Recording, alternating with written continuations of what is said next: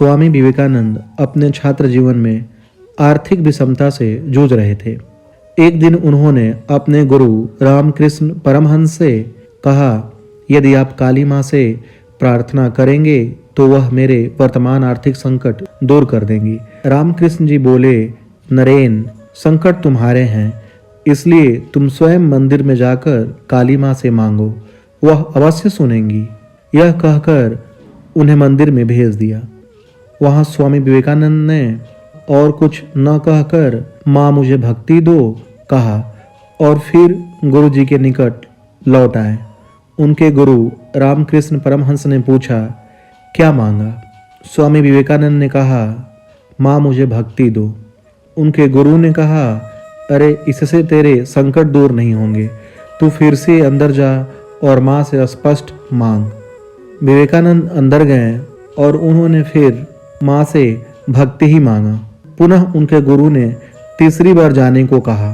तीसरी बार जाने पर भी स्वामी विवेकानंद ने काली माँ से केवल यही कहा, माँ मुझे भक्ति दो। तब परमहंस हंसे और कहने लगे, नरेन, मुझे मालूम था तू भौतिक सुख नहीं मांगेगा, क्योंकि आध्यात्मिक ज्ञान प्राप्त करने की पूर्ण जिज्ञासा तेरे हृदय में उत्पन्न हो चुकी है। इसीलिए मैंने तुम्हें तीनों बार भक्ति मांगने के लिए ही अंदर भेजा था। तेरे वर्तमान आर्थिक संकट का समाधान तो मैं स्वयं ही कर सकता था। एक विशुद्ध गुरु अथवा भक्त के सानिध्य में रहने से मन का शुद्धिकरण करना सरल व सहज हो जाता है।